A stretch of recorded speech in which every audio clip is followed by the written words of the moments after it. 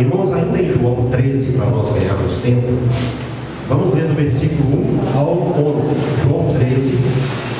Esse mês o Senhor me tocou para me estar falando sobre o Evangelho de João. As mensagens têm sido o Evangelho de João.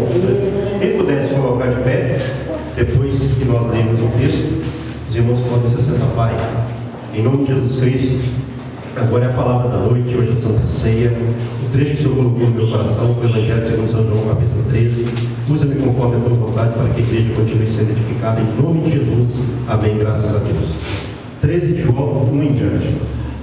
Ora, antes da festa da Páscoa, sabendo Jesus que era chegada a sua hora de passar deste mundo para o Pai, tendo amado os seus que estavam no mundo, amou-os até o fim. Durante a ceia, tendo já o diabo posto no coração de Judas Iscariotes, filho de Simão, que traísse a Jesus, sabendo este que o Pai tudo confiara às suas mãos, verso 3, e que ele, melhor dizendo, viera de Deus e voltava para Deus. Levantou-se da ceia, tirou a vestimenta de cima e, tomando uma toalha, cingiu-se com ela. Depois, deitou água na bacia e passou a lavar os pés aos discípulos e a enxugar-los com a toalha com que estava cingido. Aproximou-se, verso 6, pois, de Simão Pedro, e este lhe disse: Senhor, tu me lavarás os pés a mim? Respondeu-lhe Jesus: o que eu faço não o sabes agora, compreendê-lo-ás depois. Verso 8, disse-lhe Pedro: nunca me lavarás os pés. Respondeu-lhe Jesus: se eu não te lavar, não tens parte comigo. Verso 9, então Pedro lhe pediu: Senhor, não somente os pés, mas também as mãos e a cabeça. Declarou-lhe Jesus: quem já está lavado, ou quem já se banhou, não necessita de lavar, senão os pés. Quanto ao mais, está todo limpo. Ora, vós estáis limpos, mas não todos. Pois ele sabia quem era o traidor. Foi por isso que disse: nem todos estáis limpos. A igreja pode ser assim. Irmãos, esse é o chamado lava-pés, né? Jesus lavou os pés dos discípulos. E nós observamos aqui, no versículo de número 1, que antecedendo a Páscoa, né? Como fala aqui o verso 1 de João 13, sabendo Jesus que era chegada a sua hora de passar deste mundo para o Pai. Quer dizer, Jesus já estava ali sabendo que a hora dele estava se aproximando de morrer, ressuscitar e voltar para o Pai. Exatamente. Olha que coisa linda. A gente tem que aprender a pregar o que está na Bíblia, o que é importante. Parte final do verso 9. Depois do Pai é vírgula na minha Bíblia. Tendo Jesus, né, amado os seus que estavam no mundo, amou-os até o fim. Eita glória! Tendo amado os seus que estavam no mundo, amou-os até o fim. E lavou o pé de Judas. Exatamente. Ao evangelista, ó, disse aí, e ainda lavou os pés de Judas Iscariotes, o traidor. Olha só o mistério da Bíblia. Então nós temos que amar. O nosso amor, ele tem que ser temporal ou tem que ser até o final? Até o final. Jesus, ele pregou sobre o amor e amou os seus, todos que foram enviados a ele, até Os inimigos. Então, irmãos, o cristão, ele tem que ter esse desejo no coração. Nós temos que amar uns aos outros até o fim. Não é um tempo. O cristão não pode ter no coração viver de temporada. Eu estou aqui de temporada, estou como um pássaro que pousei, daqui a pouco estou partindo. Não. O cristão tem que ter esse amor que vai até o final. E esse amor, ele suporta. A Bíblia fala sobre ele, Paulo, né? Na primeira carta aos Coríntios, capítulo 13, 1 de João. Esse amor, ele aguenta. quê? Porque o amor faz com que você seja uma pessoa que aguenta, suporte, tolere as pessoas. Não é? Isso aí é amar. Jesus demonstrou isso. Ele amou debaixo do sofrimento. Ele amou um camarada que traiu ele, que já estava para traí-lo, né? Já estava com aquilo em mente, e ele o amou. Nem por isso Jesus deixou de amar Judas Iscariotes. Sabe por quê? Porque o amor é maior do que a traição. Quem tem essa capacidade de amar um traidor é um discípulo do Senhor. Amém. Essa é a questão. Muitas vezes a gente acha, não, tem que, né, soltar para lá, nem sempre. Se nós conseguirmos atingir esse nível de amor, somos verdadeiramente discípulos de Jesus. Amém. Isso é importante. Porque qual que é o maior sentimento que nós podemos dar e receber de alguém? O afeto, o amor. Exatamente. Não são apenas palavras, não é? Não são atos às vezes vazios ou, né, assim, transitórios. É o amor. O maior gesto que nós podemos ter para com a pessoa é o amor. O maior ato tem que ser o amor. Pastor, então Jesus amou até o fim. é justamente sobre isso que está dentro do coração, até o fim. Ele na cruz, crucificado, pede a água dela de nada. E ele não morrendo. O que soldado romano fez? Pega uma lança e perfura A lateral dele. a lateral dele. Sai o quê? Sai água e sangue. Isso significava o quê? Não, mas Ele estava morto literalmente. mas o mais interessante desse aprendizado que eu aprendi é quando Jesus fala com o Pai. Porque ali a ira de Deus, igual ele fez com Sodoma e Gomorra, é para acabar com aquela humanidade que estava fazendo aquilo que estava fazendo com o filho dele. Eu entendo assim. E Jesus vira para o Pai antes de morrer e pede a ele para perdoar, porque eles não sabiam o que estava fazendo.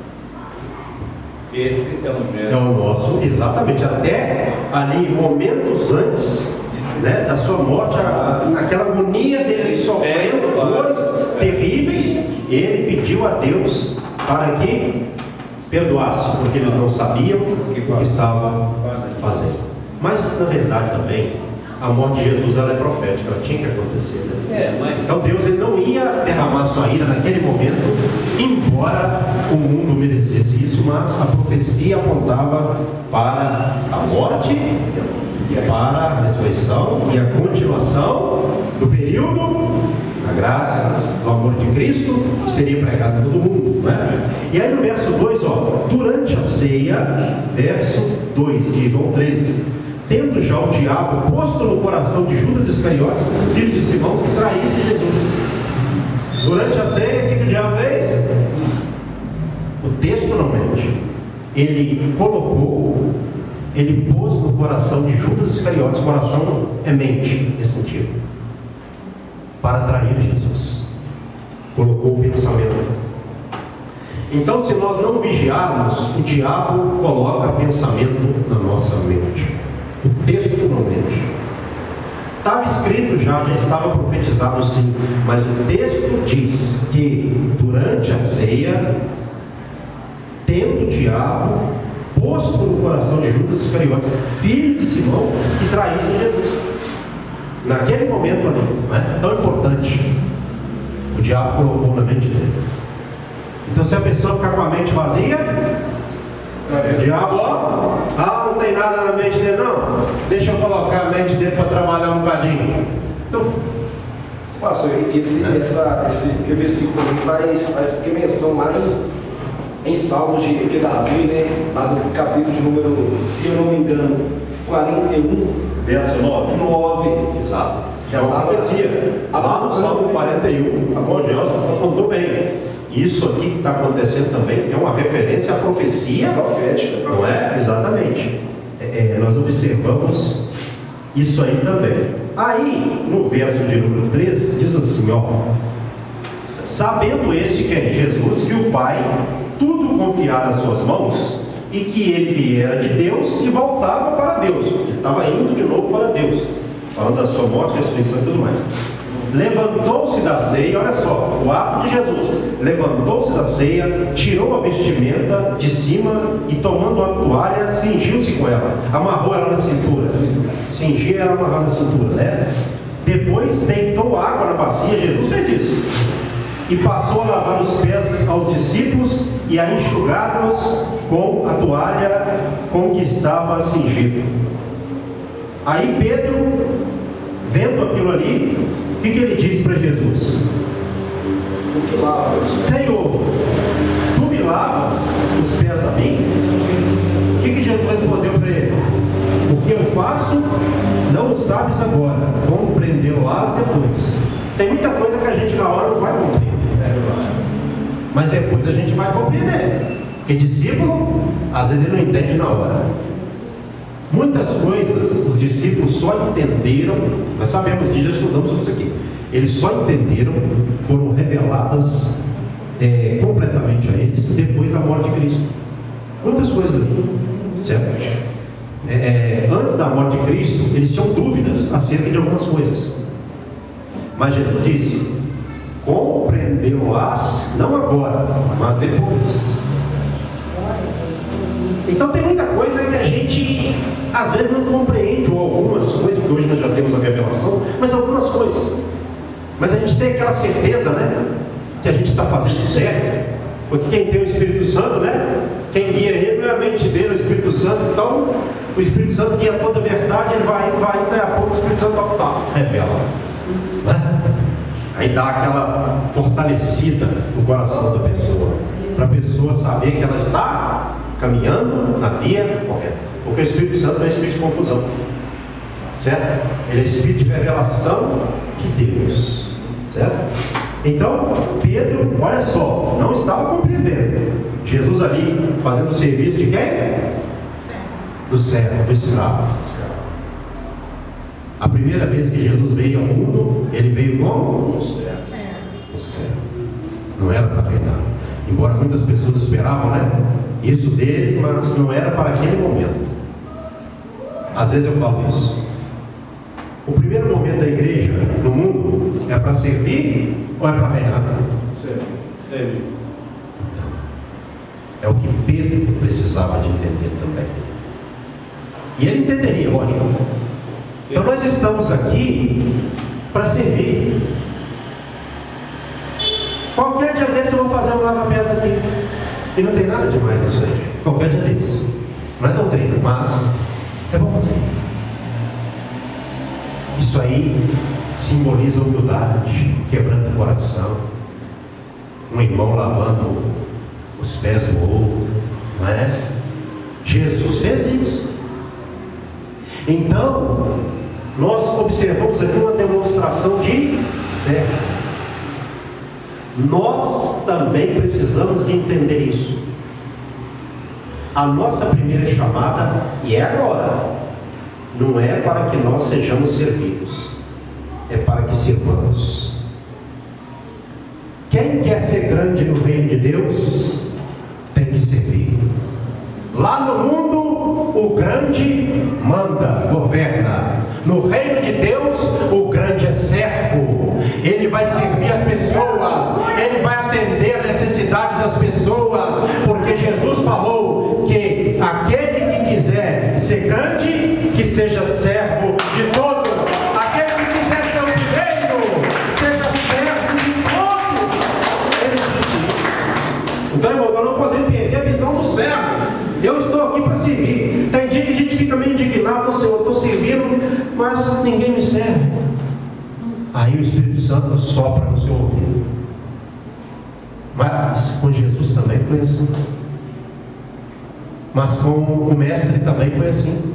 Ele serviu muito e foi pouco servido, ou quase em momento nenhum.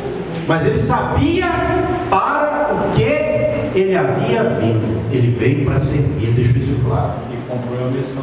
Ele disse: o Filho do Homem não veio para ser servido, mas para servir. Ele disse isso. Se Ele, que é o Rei da Glória, veio para servir, quanto mais nós. O senhor tirou da minha boca, pastor, a minha despedida da minha irmã. Os 3 dias que eu fiquei com ela, fui para ajudá-la. Aí ela me deu uma vez. Falou comigo. Meu, obrigado por ter ficado. Eu virei para ela e disse: eu que te agradeço a oportunidade que você me deu de competir. Aleluia, glória a Deus, né? É isso, irmãos, é isso. Quando você está servindo as pessoas, você aprende, você se torna uma pessoa quebrantada, você vai lidar com problemas internos, você vai ver coisas que só pessoas que servem veem. Por isso que é importante servir, se doar, porque é na lida, é servindo, que você vai amadurecendo, você vai sendo lapidado, seu ser discípulo vai sendo confirmado. É na lida com as pessoas, não é? Então o reino de Deus não tem espaço para grandão. Não. Isso aí. Vamos continuar aqui. Versículo de número 8. Disse-lhe Pedro: nunca me lavarás os pés. Respondeu Jesus: se eu não te lavar, não tens parte comigo. Aí Pedro mudou de ideia rápido. Senhor, não somente os pés, mas também as mãos e a cabeça. Então lava tudo. Não quero ficar sem ter parte do Senhor, não. Não é? Então a gente aprende aqui que o lava-pé simbolizava ali o quê? O de comunhão. Uma purificação espiritual. Santa Ceia simboliza o que também? Purificação dos pecados, que não só simboliza como é um mandamento para a purificação dos pecados, sem o qual não há salvação. Assim como Pedro naquele momento, se ele não deixasse Jesus lavar os seus pés, ele não teria parte com Jesus. Mas ele mudou logo de ideia rapidamente. Ele era um servo, discípulo, né? Glória a Deus. E tem pessoa por aí que não precisa de ceiar, não, isso é símbolo. Não precisa de batizar, não, isso é símbolo. Cuidado. A partir do momento que nós consagramos o pão e o vinho, esses elementos, eles têm um efeito espiritual sobre a nossa vida. Pastor, esses elementos vão se transformar no corpo e sangue de Jesus? Eu não digo que eles vão se transformar, mas eles passam a ter um efeito de salvação sobre a nossa vida, de purificação dos pecados. Porque quem vai entrar no reino de Deus se não tiver a sua vida purificada pelos pecados? Ninguém. E Santa Ceia é para quê? É para perdão, é remissão.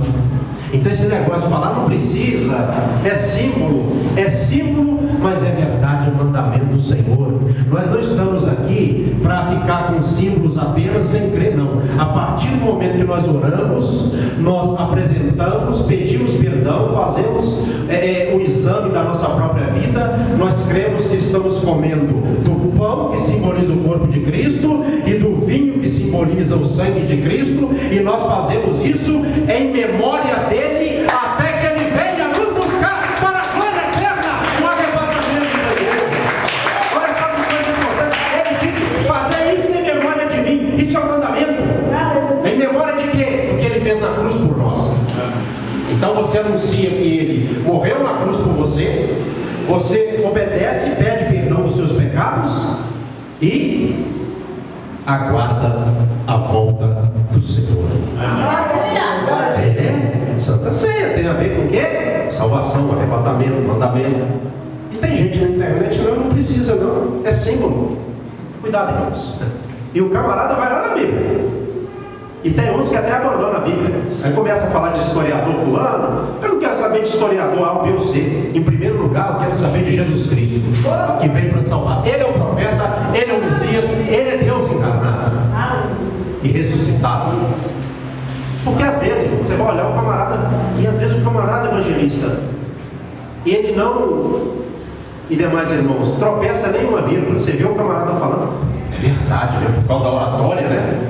Articulava demais. O historiador tal falou isso. Os pais da igreja também defenderam isso. E às vezes nem é dessa forma. Cuidado com essa história. Nunca acredite numa coisa sem primeiro checar. Porque às vezes uma mentira parece verdade, mas não é. E por que nós temos que ficar com a Bíblia? Porque a Bíblia, o cabra está pregando e a gente está avaliando, observando. Agora o camarada começa a falar de livro do historiador tal, fulano de tal, e aí você já não tem, você não sabe se é verdade mais, e o cabra vai falando aquilo ali, vira uma confusão, e a Bíblia fica calada. Né? Aí acaba a pregação, e se bobear o povo, eita Deus, glória! É desse jeito. Vivemos em um tempo de pouca Bíblia e muita história, mas a história para a nossa vida chama-se Palavra de Deus que salva. A humanidade está aqui, a história da vida eterna, não é a história do fulano, do Beltrano, é a história de Deus inspirada e escrita, e nós cremos que é a Palavra de Deus. Pastor só está falando que nenhum historiador vale nada. Não. Os historiadores têm lá o seu valor, mas nós temos que dar prioridade para a palavra. Glória a Deus. Qual palavra que é inspirada? Os livros inspirados são os que estão na Bíblia ou os dos historiadores? Cuidado, porque tem muitos hoje, tá? Por isso que eu estou falando com vocês. Voltando.